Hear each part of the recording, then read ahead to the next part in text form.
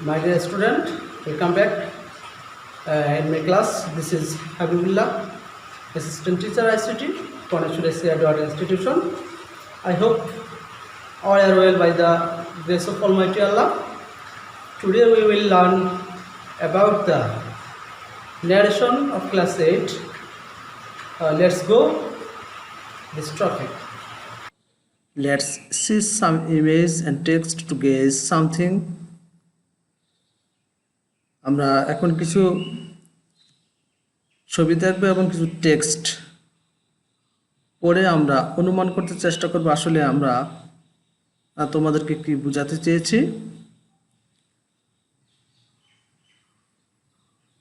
They said we are happy now. এখানে একটা ছবি দেখতে পাচ্ছ যেখানে শিক্ষার্থীদেরকে খুব হ্যাপি মনে হচ্ছে। ঠিক এই বাক্যটার পরে তারা আবার they said we are happy now. They said that they were happy then. বাক্যটাকে পরিবর্তন করা হয়েছে। তো কোন ধরনের পরিবর্তন এখানে হয়েছে সেটা নিশ্চয়ই তোমরা অনুমান করতে পারছো আশা করি। The man said I like dance. The man said that he liked dance. এখানেও প্রথম একটা সেন্টেন্স ছিল এবং ঠিক সেই সেন্টেন্সটা পরিবর্তন হয় আবার আরেকটা সেন্টেন্স হয়েছে। তো শিক্ষার্থী বন্ধুরা, তোমরা এই বাক্যগুলো থেকে আসলে কি অনুমান করতে পারছো? What have you guessed by the image and text? Direct and indirect speech, যেটাকে আমরা ন্যারেশন বলে থাকি। যে আমরা ইতিপূর্বে যে বাক্যগুলো দেখেছি সেখানে প্রথম একটা বাক্য ছিল ডাইরেক্ট ন্যারেশন বা ডাইরেক্ট স্পিচ এবং পরের বাক্যটা ছিল ইনডাইরেক্ট স্পিচ। তো ডাইরেক্ট স্পিচ এবং ইনডাইরেক্ট স্পিচটা কি আসলে সেটা আমরা একটু পরে জানব। Today's lesson, direct and indirect speech বা ন্যারেশন। আজকে আমাদের আলোচ্য বিষয় হচ্ছে ডাইরেক্ট অ্যান্ড ইনডাইরেক্ট স্পিচ অথবা ন্যারেশন নিয়ে। তো শিক্ষার্থী বন্ধুরা, চলো দেখি। Learning outcomes. আজকের এই ক্লাসটার শেষে আসলে আমরা কি শিখব তো সেটা একটু দেখে নিই। After the lesson we will be able to define speech, identify the classification of speech, change the speech from direct to indirect. আমরা স্পিচের কে সংজ্ঞায়িত করতে পারবো, আমরা এটার প্রকারভেদ জানব এবং আমরা ডাইরেক্ট থেকে ইনডাইরেক্ট স্পিচে পরিবর্তনও করতে পারবো। What is speech? আমরা দুটি ছবি লক্ষ্য করতেছি। প্রথম ছবিতে লোকটি বলতেছে excuse me, can you tell me the time please. পরবর্তী ছবিতে মেয়েটি বলতেছে yes of course it's 5 o'clock। অর্থাৎ দুজন ব্যক্তি কথা বলতেছে। Speech is an expression which is expressed by the speaker. Speech হচ্ছে কোনো বক্তা যেটা বলে, যেটা ব্যাখ্যা করে, সেটাই হচ্ছে speech. Look, Noor said to me I have lost my book. এখানে একটা বাক্য। ঠিক এই বাক্যটার রিপ্লে আরেকটা বাক্য দেওয়া আছে, Noor told me that he had lost his book. তো শিক্ষার্থী বন্ধুরা, আমরা নিশ্চয়ই লক্ষ্য করতেছি যে এখানে নূর সেড টু মি, এখানে এই বাক্যটা পরিবর্তন হয়েছে। কিছু কিছু জায়গায় আমরা অবশ্যই পরিবর্তন লক্ষ্য করতেছি। এই পরিবর্তনগুলো আসলে কি? Narration is classified into 2 kinds. Direct speech, indirect speech. তো উপরের বাক্য দুটোর মধ্যে কোনটা ডাইরেক্ট কোনটা ইনডাইরেক্ট? প্রথম যে বাক্যটা ছিল যে Noor said to me I have lost my book, এটা হচ্ছে direct speech. And Noor told me that he had lost his book, এটা হচ্ছে ইনডাইরেক্ট স্পিচ। তো ডাইরেক্ট স্পিচ হচ্ছে speech spoken directly by the speaker is direct speech, অর্থাৎ যেই বাক্যটার মধ্যে বক্তার কথাটা হুবহুব নিজের মতো করে প্রকাশ করে, কোনো পরিবর্তন না করে প্রকাশ করে, সেটা হচ্ছে ডাইরেক্ট স্পিচ। আর ইনডাইরেক্ট স্পিচ হচ্ছে যে speech spoken indirectly by another is indirect speech. আর যেটা ডিরেক্ট যে বাক্যটা বলা হয়েছে সেটাকে একটু ঘুরিয়ে ঠিক একই বাক্যই বলা হয়, তবে বক্তা যেটা হুবহু বলেছিল সেটা না বলে এটা ইনডাইরেক্টলি আমার মুখ দিয়ে বা অন্যের মুখ দিয়ে কথাটা বলানো হয়, সেটা হচ্ছে ইনডাইরেক্ট স্পিচ। যেমন Rahim said to me you are looking very smart.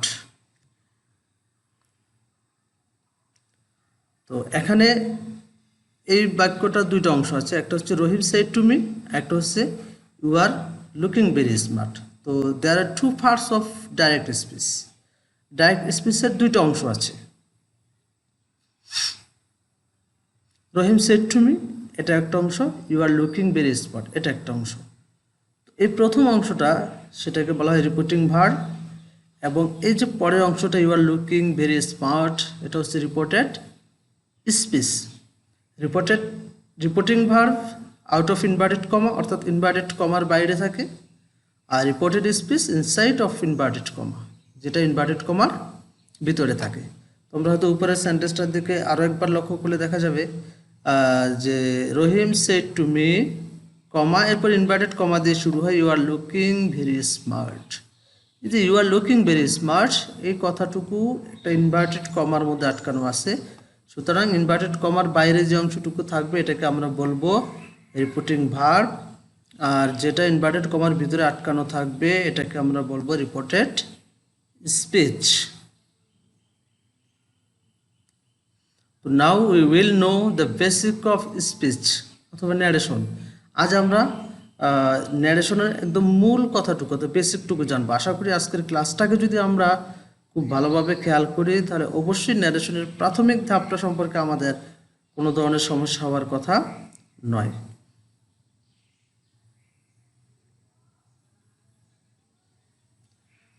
How to change speech from direct to indirect speech. আমরা কিভাবে একটা স্পিচকে ডাইরেক্ট স্পিচ থেকে ইনডাইরেক্ট স্পিচে পরিবর্তন করব।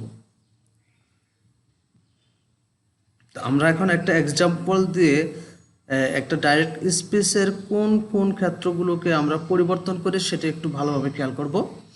যে এখানে আমরা একটা এক্সাম্পল আগে দিয়ে রেখেছি, he said to me I am ill today. এখন এই যে ডাইরেক্ট স্পিচটা আছে এই ডাইরেক্ট স্পিচটার কোন কোন জায়গায় আমরা এখন পরিবর্তন করি সেটা খেয়াল করব। প্রথমে আমাদের যেখানে পরিবর্তন হয় যে reporting verb's subject will no change. যে রিপোর্টিং ভার্বের যে সাবজেক্টটা থাকবে, যেমন এখানে রিপোর্টিং ভার্ব হচ্ছে হি সেড টু মি, এখানে সাবজেক্ট হচ্ছে হি। এই হি সাবজেক্ট এটার কোনো পরিবর্তন হবে না। তো যদি পরিবর্তন না হয় তাহলে উত্তরে গিয়ে কি বসবে? হি বসবে। ওকে, তো দ্বিতীয় বাক্যে কি পরিবর্তন আছে আমরা একটু খেয়াল করি। যে change the verbs according with sentence. যে বাক্য অনুসারে ভার্বের পরিবর্তন হবে। কোন ভার্বের পরিবর্তন হবে? এখানে যে রিপোর্টিং ভার্ব আছে, যে রিপোর্টিং ভার্বে এখানে সেড বা সেড টু আছে, এই সেড টুটা পরিবর্তন হয়ে যাবে। এই সেড টুটা পরিবর্তন হবে, সেটা হবে হচ্ছে সেন্টেন্স অনুযায়ী, অর্থাৎ আই এম ইল টুডে এই সেন্টেন্স অনুযায়ী। তো আমরা দেখি এই বাক্যে আসলে কি পরিবর্তন হচ্ছে। টোল্ড, অর্থাৎ সেড টুটা পরিবর্তন হয়ে গেছে টোল্ড। এরপরে 3 নম্বর পরিবর্তন কি হয় সেটাও আমরা খেয়াল করি। যে reporting verb's object will no change if any. যদি রিপোর্টিং ভার্বে কোনো অবজেক্ট থাকে তাহলে সেটা পরিবর্তন হবে না, না থাকলে তো নাই। যেমন এখানে হি সেড টু মি, এই যে মি শব্দটা হচ্ছে এখানে রিপোর্টিং ভার্বের অবজেক্ট। তো এখানে রিপোর্টিং ভার্বের অবজেক্ট আছে যেহেতু পরিবর্তন হবে না, এটাই থাকবে। যদি না থাকতো তাহলে আমাদের লেখারও দরকার হতো না। তার মানে এখানে মি আছে, আমাদের মি থাকবে।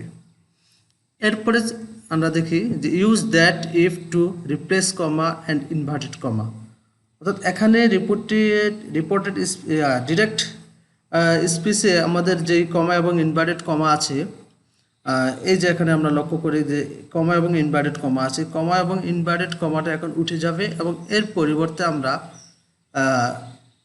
ব্যবহার করতে পারি দ্যাট ইফ অথবা টু। এখানে আমাদের লাল কালি দিয়ে মার্ক করা আছে যে আমরা এটাকে লিখবো, আমরা দ্যাট লিখবো, ইফ লিখবো, টু লিখবো, তবে সেটা অবশ্যই সেন্টেন্স অনুযায়ী আসবে। তো এখানে অ্যাসার্টিভ সেন্টেন্স যেহেতু রিপোর্টের স্পিচটা ছিল, তো এখানে কি হয় আমরা দেখি দ্যাট হয়েছে। তো আমরা 4 নম্বরে খেয়াল করলাম যে আমাদের কমা এবং ইনভার্টেড কমা উঠে গিয়ে আমাদের কি হবে, এক ধরনের লিঙ্কার বসে, এটাকে লিঙ্কার বলে, যেমন that, if, to, whether, etcetera etcetera থাকতে পারে, যেটা হয়তো আমরা পরবর্তী সময় আরও বিস্তারিত যখন আলোচনা করব তখন হয়তো আমরা খেয়াল করব যে আসলে এই জায়গায় আর কী বসতে পারে। তো আমরা 4 নম্বর পরিবর্তন দ্যাট করলাম। এরপরে দেখি বাস্তবরে কি আছে, যে change reported speech subject according reporting verb's object and subject. এরপরে এই যে রিপোর্টেড স্পিচের মধ্যে এই যে ইনভার্টেড কমার মধ্যে যে সাবজেক্টটা আসে এটার পরিবর্তন হবে, তবে সেটা হতে পারে এই রিপোর্টিং ভার্বের সাবজেক্ট অথবা অবজেক্ট অনুযায়ী। এখানে যেহেতু সাবজেক্ট আছে, দেখি আমরা সাবজেক্টটা কিভাবে পরিবর্তন হচ্ছে। হ্যাঁ, এখানে আই পরিবর্তন হয়ে হি হয়েছে, তার মানে এই যে এখানে যে রিপোর্টিং ভার্বের যে সাবজেক্টটা আছে, রিপোর্টেড স্পিচের যে সাবজেক্টটা আছে, এটা রিপোর্টিং ভার্বের এই সাবজেক্ট অনুযায়ী পরিবর্তন হয়, অর্থাৎ আই হি হয়ে গেছে। এরপরে আমরা খেয়াল করি যে আমাদের পরবর্তী পরিবর্তনটা কি হতে পারে।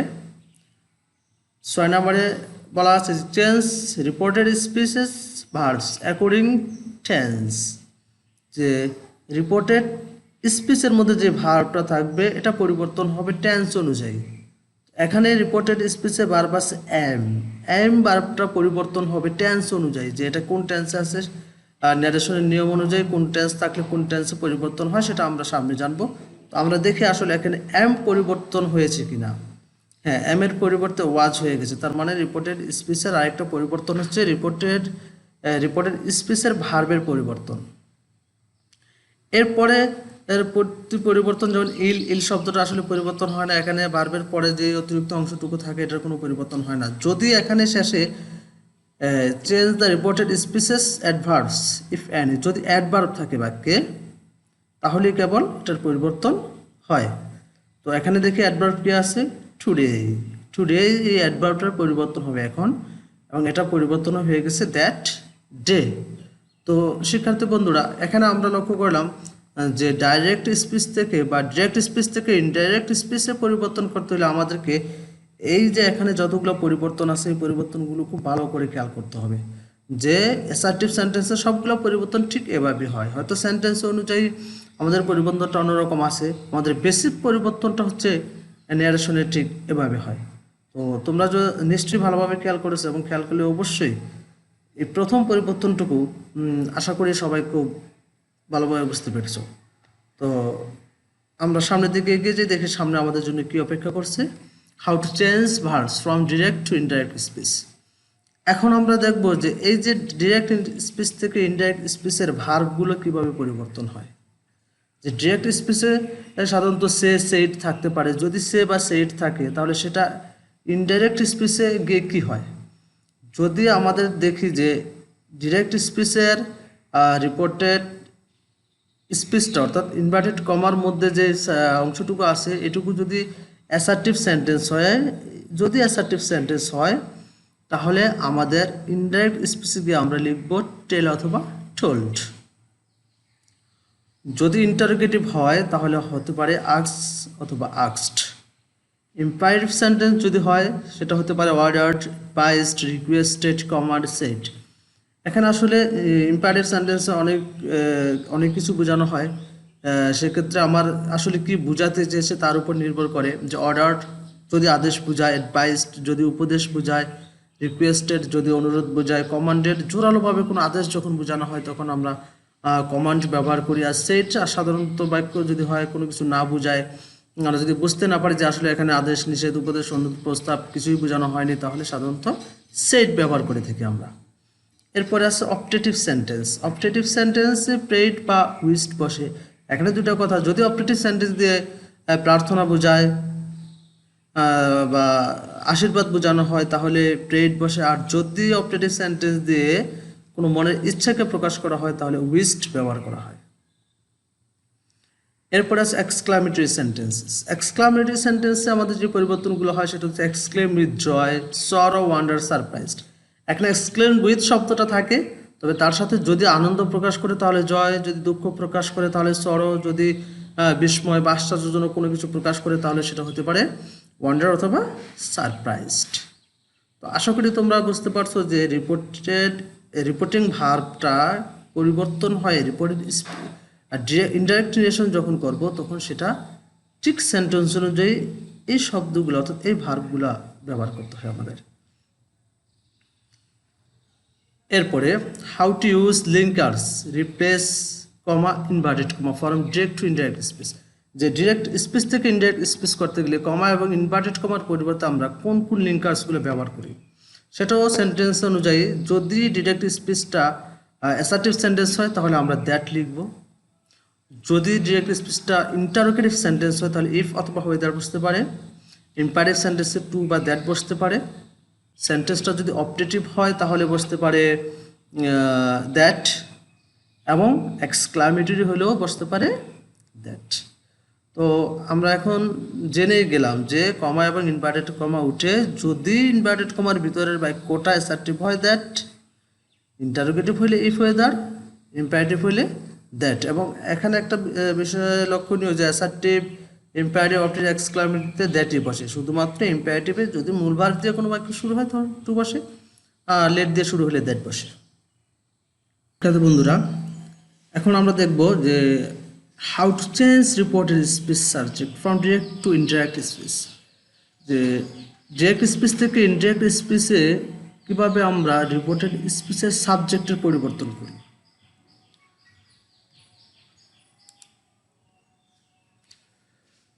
তো রিপোর্ট আমরা জানি যে পার্সন তিন ধরনের হয়, first person, second person, third person. আর সাবজেক্ট হিসাবে এই তিনটা পার্সনই ব্যবহৃত হয়। তো এখানে রিপোর্টেড স্পিচের সাবজেক্ট হিসাবে আমরা এই পার্সনের পরিবর্তনগুলো খেয়াল করবো। যদি ডিরেক্ট স্পিচে ফার্স্ট পার্সন থাকে তাহলে সেই ফার্স্ট পার্সনটা পরিবর্তন হয়ে রিপোর্টিং ভার্বের সাবজেক্ট অনুযায়ী। রিপোর্টেড স্পিচের ডিরেক্ট ন্যারেশনের ক্ষেত্রে রিপোর্টেড স্পিচের মধ্যে যদি ফার্স্ট পার্সন থাকে তাহলে সেই ফার্স্ট পার্সনটা পরিবর্তন হয় রিপোর্টিং ভার্বের সাবজেক্ট অনুযায়ী। যদি সেকেন্ড পার্সন থাকে তাহলে সেকেন্ড পার্সনটা পরিবর্তন হয় রিপোর্টিং ভার্বের অবজেক্ট অনুযায়ী। আর যদি থার্ড পার্সন থাকে তাহলে অ্যাকচুয়ালি থার্ড পার্সনের কোনো পরিবর্তন হবে না। তাহলে রিপোর্টিং ভার্বের সাবজেক্ট হি অথবা সি অনুযায়ী পরিবর্তন হয়ে সেটা হি অথবা সি হয়ে যেতে পারে। উই থাকলে উই, হি, সি, দে হতে পারে। ইউ থাকলে মি, আজ বা আই, উই হতে পারে। মাই থাকলে হিজ বা হার হয়। আওয়ার থাকলে দেয়ার হয়। ইউর থাকলে মাই অথবা ইউর হয়। হি, সি বা দে থাকলে নো চেঞ্জ। যেহেতু এটা হি, সি এবং দে থার্ড পার্সন, এই জন্য এখানে কোনো পরিবর্তন হচ্ছে না। এবার আমরা জেনে নেই যে how to change verbs from direct to indirect speech. যে এখানে ভার্বের পরিবর্তনগুলো কী হয়। যে ডিরেক্ট স্পিচের রিপোর্টেড স্পিচের মধ্যে অর্থাৎ ইনভার্টেড কমার মধ্যে যদি আমরা দেখি যে এম, ইজ, আর আছে তাহলে এটা ভার্বটা পরিবর্তন হয়ে যাবে ওয়াজ অথবা ওয়ার। যদি ওয়াজ অথবা ওয়ার থাকে তাহলে সেটা হয়ে যায় হ্যাড বিন। যদি হ্যাভ অথবা হ্যাজ থাকে তাহলে সেটা হয় হ্যাড, এবং ওখানে যে মূল ভার্বটা থাকবে সেই ভার্বটা থার্ড ফর্ম হবে। যদি শেল বা উইল থাকে তাহলে সেটা হয় শুড বা উড। ক্যান বা মে থাকলে could, might, must, have to, has to বা অট টু থাকলে সেটা হয়ে যাবে হ্যাড টু। আর যদি প্রেজেন্ট ইনডিফিনিটে এই সাহায্যকারী ভার্বগুলো বাদে কোনো মূল ভার্ব থাকে তাহলে সেটা হয়ে যাবে পাস্ট ইনডিফিনিট। যেমন প্রেজেন্টে যদি গো থাকে তাহলে সেটা হয়ে যাবে ওয়েন্ট, অর্থাৎ প্রেজেন্ট থাকলে সেটা পাস্ট হয়ে যাবে। আর যদি সাবজেক্টেই পাস্ট ইনডিফিনিটে থাকে, মানে সাবজেক্টের পরে ভার্বটা যদি পাস্ট ইনডিফিনিটে থাকে, যেমন যদি ওয়েন্ট থাকে তাহলে সেটা হয়ে যাবে পাস্ট পারফেক্ট। পাস্ট পারফেক্ট যদি হয় তাহলে অবশ্যই হ্যাড এবং হ্যাডের সাথে মূল ভার্বের থার্ড ফর্ম ওয়েন্ট থাকলে হ্যাড গো। আমরা জেনে নিলাম যে আসলে কোন ভার্ব থাকলে সেই ভার্বটা টেন্স অনুযায়ী কোন ভার্বে পরিবর্তন হয়ে যায়। শিক্ষার্থী বন্ধুরা আশা করি বুঝতে পেরেছ নিশ্চয়ই। এবার আমরা দেখব যদি বাক্যে অ্যাডভার্ব থাকে সেই অ্যাডভার্বগুলো পরিবর্তন হয়ে কি হয়। অ্যাডভার্ব হতে পারে এগুলো, যেমন নাও, নাও থাকলে সেটা হয় দেন, টুমোরো থাকলে দ্য নেক্সট ডে, টুডে থাকলে দ্যাট ডে, yesterday থাকলে দ্য প্রিভিয়াস ডে, ago থাকলে before, last night the previous night, tonight that night, last week the previous week, this THIS অথবা THESE দিস থাকলে সেটা হতে পারে দ্যাট অথবা দোজ, হেয়ার থাকলে দেয়ার বসে। অর্থাৎ এই অ্যাডভার্বগুলো যদি আমরা আমাদের ডিরেক্ট স্পিচের মধ্যে দেখি তাহলে সেটা যখন ইনডাইরেক্ট স্পিচ আমরা করতে যাব তখন সেটা পরিবর্তন হয়ে যাবে। এবার আমরা দেখি যে অ্যাসার্টিভ সেন্টেন্সকে, যে how to change assertive sentence into indirect speech. একটা অ্যাসার্টিভ সেন্টেন্সকে আমরা কিভাবে ডিরেক্ট থেকে ইনডাইরেক্ট স্পিচে পরিবর্তন করব। Subject plus said to plus object. ঠিক subject plus said to plus object যদি থাকে তাহলে subject plus told plus object বসে, এরপরে লিঙ্কার দ্যাট বসে, এরপরে reported speech with desirable change, সেটা পরিবর্তন হয়ে আবার রিপোর্টেড স্পিচটা পরিবর্তন হয়ে বসে। যেমন আমরা যদি এক্সাম্পলের মাধ্যমে দেখি যে হি said to me I am eating নাও। এখানে হি সেড টু মি এটা হচ্ছে প্রথম অংশ অর্থাৎ সাবজেক্ট এবং he said to me object. আর এখানে আমরা খেয়াল করি যে he told me that he was eating then. এখানে সাবজেক্ট হি ঠিকই আছে, সেড টু এর পরিবর্তে টোল্ড বসছে এবং মি ঠিকই আছে। এই যে লিঙ্কার এখানে অ্যাসার্টিভ সেন্টেন্সে যে দ্যাট বসে সেটা বসছে। এরপরে সাবজেক্টের পরিবর্তন, আই পরিবর্তন হয়ে হি এর সাথে হি হয়ে গেছে। এম থাকলে আমরা একটু আগে দেখছি এম ইজ, আর থাকলে সেটা ওয়াজ বা ওয়ার হয়, হি এর সাথে ওয়াজ হয়েছে এবং ইটিংয়ে আছে। আর নাও থাকলে এখানে নাও হচ্ছে অ্যাডভার্ব এবং আমরা জানি যে নাও যদি থাকে তাহলে সেটা দেন হয়। তো শিক্ষার্থী বন্ধুরা তোমরা বুঝতে পারছো যে অ্যাসার্টিভ সেন্টেন্সটা ঠিক কীভাবে পরিবর্তন হয়।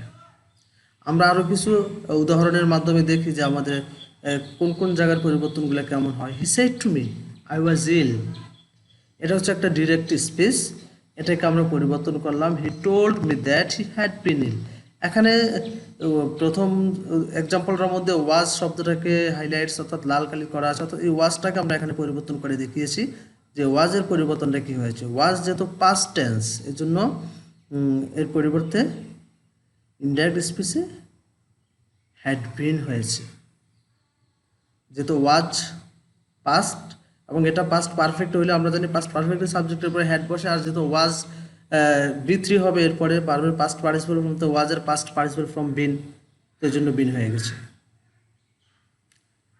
I said to him we will attend the meeting tomorrow. এখানে উইল এবং টুমোরো, উইল হচ্ছে একটা অক্সিলারি ভার্ব এবং টুমোরো হচ্ছে একটা অ্যাডভার্ব। দেখি আমাদের এখানে পরিবর্তনটা কি হয়েছে, যে he told him that we would attend the meeting the next day. এখানে উইল শব্দটা পরিবর্তন হয়ে উড এবং টুমোরো পরিবর্তন হয়ে দ্য নেক্সট ডে হয়ে গেছে। শিক্ষার্থী বন্ধুরা আমরা আরও কিছু এক্সাম্পল খেয়াল করি। হি said to me I have joint your party. এখানে হ্যাভ এবং ইউর অর্থাৎ একটা ভার্ব এবং একটা পার্সনের পরিবর্তন আমরা দেখব। তো হি টোল্ড মি দ্যাট, হ্যাভ যেহেতু প্রেজেন্ট এবং হ্যাভের পাস্ট হচ্ছে হ্যাড, তাহলে he had joint your party. Your আমরা একটু আগে দেখছি যে সেকেন্ড পার্সন ইউর, সেটা পরিবর্তন হয়ে মাই অথবা ইউর হতে পারে, যেহেতু এখানে সাবজেক্ট ফার্স্ট পার্সন ছিল এই জন্য তার সাথে পরিবর্তন হয়ে মাই পার্টি হয়েছে, অর্থাৎ সেকেন্ড পার্সন যেটা অবজেক্টের সাথে পরিবর্তন হয়। তো এখানে অবজেক্ট হচ্ছে মি ফার্স্ট পার্সন, এর জন্য এখানে পরিবর্তন হয়ে হয়েছে মাই পার্টি।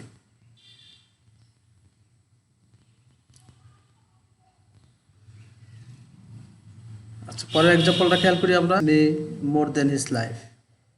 এতক্ষণ আমরা দেখেছিলাম যে সাবজেক্টের পরে পাস্ট ফর্ম, এখন আমরা দেখলাম সাবজেক্টের পরে প্রেজেন্ট ফর্ম সেজ।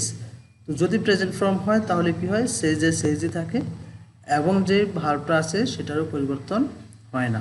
অর্থাৎ এখানে লক্ষণীয় বিষয় হচ্ছে যদি if the repeating verb is in present and future this will be no change of the verb of reported speech. যদি রিপিটিং ভার্বটা প্রেজেন্ট বা ফিউচারে থাকে তাহলে রিপোর্টেড স্পিচে ভার্বের কোনো পরিবর্তন হয় না। The student says I have completed my homework. এখানে সেজ আছে এবং হ্যাভ, যার কারণে হ্যাভ প্রেজেন্ট এবং এখানেও হ্যাজ প্রেজেন্ট ফর্মই আছে। তো আমাদের মনে রাখতে হবে, এখানে মনে রাখার যে ব্যাপার, honesty is the best policy, এখানেও কোনো ধরনের পরিবর্তন হয়নি।